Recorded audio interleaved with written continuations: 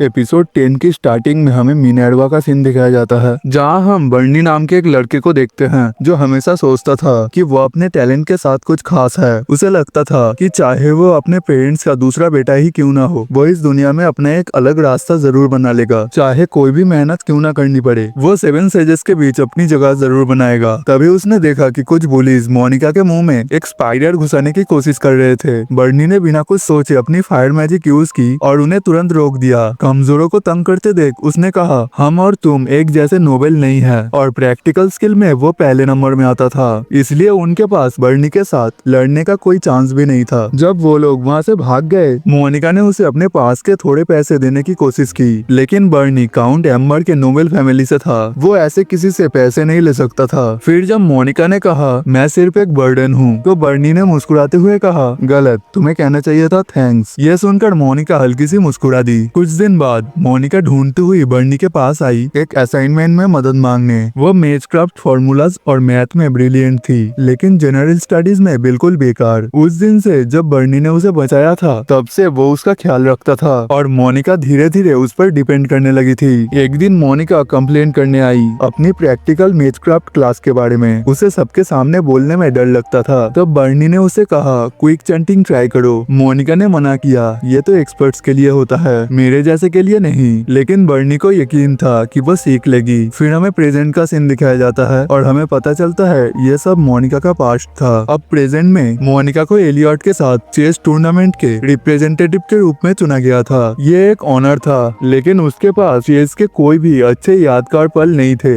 2 साल पहले की बात है, जब मोनिका माइनेब्रा के मैच ट्रेनिंग इंस्टीट्यूट में रेदरफोर्ड के लैब में थी। प्रोफेसर गिडियन रेदरफोर्ड ने उसे 7 सेजेस सिलेक्शन मीटिंग ज्वाइन करने को कहा। मोनिका पूरी तरह घबरा गई और पर्दे के पीछे छुप गई, पर रेदरफोर्ड ने उसे पर्दे में लपेटकर ही मीटिंग में ले गया, और तो और उसने मोनिका को सीधा सिलेक्शन मीटिंग के बीच में फेंक दिया। इंटरव्यू के दौरान मोनिका से बड़ी गलती हो गई और वो वहीं पर बेहोश हो गई, लेकिन फिर भी उसे 7 सेजेस में चुन लिया गया। उस समय मोनिका के करीबी सिर्फ 2 लोग थे जिन्हें वो एक खबर देना चाहती थी। पहला उसकी पालने वाली मदर को, और दूसरा उसकी इकलौता दोस्त। वो सोच रही थी कि जब वो एक खबर सुनेगा, क्या वो इससे सरप्राइज होगा। फिर प्रेजेंट में स्टूडेंट काउंसिल ऑफिस में मोनिका ने डिसाइड किया वो अपना काम डोरमेट्री ले जाके करेगी, लेकिन चेस टूर्नामेंट पास आ रहा था, तो साइडिल ने उससे कहा सिर्फ चेस पर फोकस करो ताकि प्रिंस का नाम खराब ना हो। फिलिक्स ने बताया कि वो पिछले साल टूर्नामेंट में पार्टिसिपेट कर चुका है और तब सबने उसकी काउंसिल के काम में मदद की थी, और अब वो चाहता था कि वो मोनिका की हेल्प करे। फिर मोनिका और एलियट अब अपने तीसरे टीममेट से मिले, थोड़ा सा अजीब लेकिन इंटरेस्टिंग लड़का, बेंजामिन मोड़े। बेंजामिन ने चेस को एक अलग ही तरीके से डिस्क्राइब करना शुरू किया,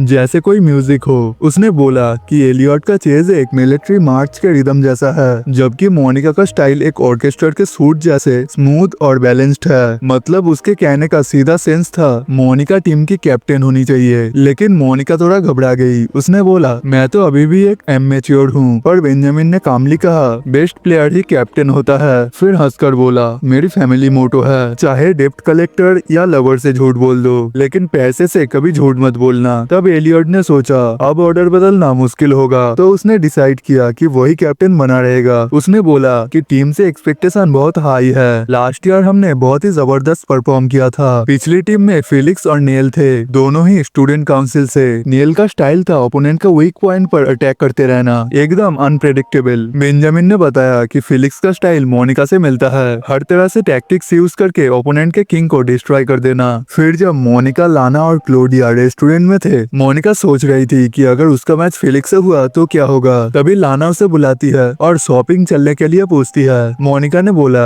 कि अभी तो मुश्किल है। क्लोडिया ने सोचा कि वो चेस टूर्नामेंट के चक्कर में मना कर रही है। यह सुनकर लाना एक्साइटेड हो गई और बोली, मैं तुम्हें चेयर करने जरूर आऊंगी। उसने यह भी बोला कि क्लोडिया पिछले साल टीम का पार्ट थी। क्लोडिया ने कहा कि नेल ने उसे खेलने को बोला था और उसने एग्री कर लिया। टीम ने तब पिछली साल जबरदस्त विक्ट्री ली थी। मोनिका ने सोचा तो फिर क्लोडिया तो बहुत ही स्ट्रॉन्ग प्लेयर होगी। टूर्नामेंट्स में वही 3 बड़े स्कूल्स थे, जिसमें यूनिवर्सिटी और मिनर्वा भी शामिल थे। ये सुनते ही मोनिका के हाथ से फोक गिर गए, उसके हाथ कांप रहे थे, और जब वो उठने लगी उसके दिमाग में बर्नी की यादें फ्लैश हो गई और वो रो पड़ी। क्लोडिया ने यह देखा और सोचा शायद मोनिका का किसी स्कूल के किसी शख्स के साथ बुरा पास्ट रहा होगा। तब लाना ने मोनिका से बोला, टूर्नामेंट के दिन सुबह मेरे रूम में आना। फिर सीन माइनेब्रा के टाइम के फ्लैशबैक में चला गया। मोनिका खुशी से भरी हुई थी बर्नी को बताने के लिए कि वो 7 सजेस में सिलेक्ट हो गई, पर बर्नी ने सोचा कि मोनिका उसका मजाक उड़ा रही है। उसे लगा कि मोनिका हमेशा से अनचेंटेड मैजिक जानती थी। मोनिका ने समझाने की कोशिश की कि सब कुछ उसके सिखाने की वजह से ही हुआ, पर बर्नी ने उसे बीच में ही रोक दिया।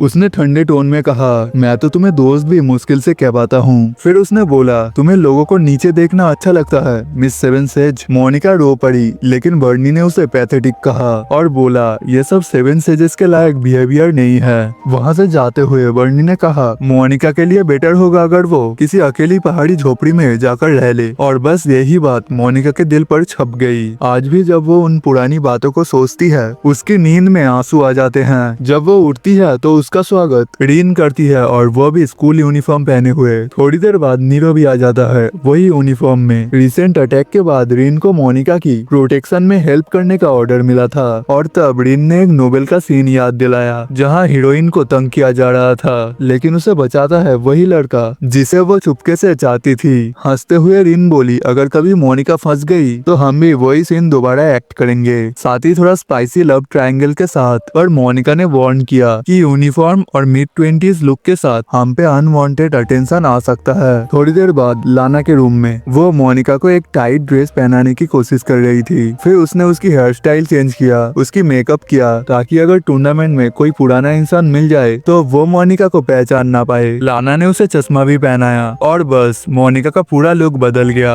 एलियट ने जब ये देखा तो उसने बोला, यार चश्मा लगा कर तो तुम अपर डिवीजन के 2nd ईयर स्टूडेंट लग रही हो। मोनिका हंसी और बोली, बस इसलिए पहना है ताकि लोग सोचे मैं चेस में अच्छी हूँ। फिर सब मिलकर यूनिवर्सिटी और माइनेर्वा के गेस्ट को वेलकम करने के लिए गए, लेकिन मोनिका का दिल तब ठहर गया जब उसने देखा बर्नी जोन्स, वही बर्नी जो अब माइनेर्वा का रिप्रेजेंटेटिव बनकर आया था। फिलिक्स जब इंट्रोडक्शन दे रहा था, मोनिका ने पूरी कोशिश की कि वो अपना कंपोजर बनाए रखे, लेकिन जब उसने बर्नी से हाथ मिलाया उसके हाथ कांप रहे थे। बाथरूम तक जाते जाते उसने सोचा, अगर मैं पोस्टर स्ट्रेट रखूं तो शायद वो मुझे पहचान नहीं पाएगा, लेकिन जैसे ही मोनिका बाहर निकली वो सीधा बर्नी से टकरा गई। चाहे बर्नी ने पहले उसे दूर कर दिया था, फिर भी उसे देखकर मोनिका के दिल में हल्का सा सुकून था। बर्नी ने तब पूछा, थोड़ा बात कर सकते हैं? और उसने मोनिका से कहा कि तुम्हारा नाम एक पुराने पहचान से मिलता है, पर अब वो उसे फ्रेंड नहीं कहता था। उसने पूछा, तुम सार्डेनिया एकेडमी में कब से हो और जवाब क्यों नहीं दे रही हो? मोनिका के अंदर गुस्सा उबल रहा था, फिर भी उसे लगा उसे माफी मांगकर सब ठीक कर लेना चाहिए। तभी नीरो और रीन वहाँ पर आ गए और हीरोइक स्टाइल में चिल्लाए, मेरी लेडी को हाथ भी मत लगाना। लव ट्रायंगल तो एलिगेंट होता है, लेकिन जब 4 लोग हो जाए तो थोड़ा ज्यादा ही ड्रामा लगता है। उन्होंने बर्नी को सीधा गेट लॉस्ट कह दिया।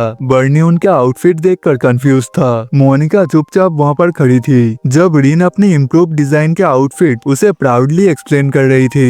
मोनिका उनका शुक्रिया करना चाहती थी, पर उसने दिल से बोला, प्लीज अब वापस अपने ओरिजिनल फॉर्म एक कैट और बर्ड बन जाओ। तो क्या यही है स्टोरी का रियल टेंशन पॉइंट? बर्नी हमेशा अपने सेकंड सन होने पर बर्डन महसूस करता था और खुद को इम्प्रूव करने की जिद उसके अंदर जलती रहती थी, और शायद इसी वजह से उसे मोनिका से जेलसी हुई। लेकिन जो उसने किया, उसने मोनिका को अंदर से तोड़ दिया। सब्सक्राइब करो और देखो नेक्स्ट पार्ट में क्या होता है। और अगर आपको ये वीडियो पसंद आया है तो वीडियो को लाइक करके एक प्यारा सा कमेंट जरूर से कर देना। तब तक के लिए थैंक यू, बाय बाय।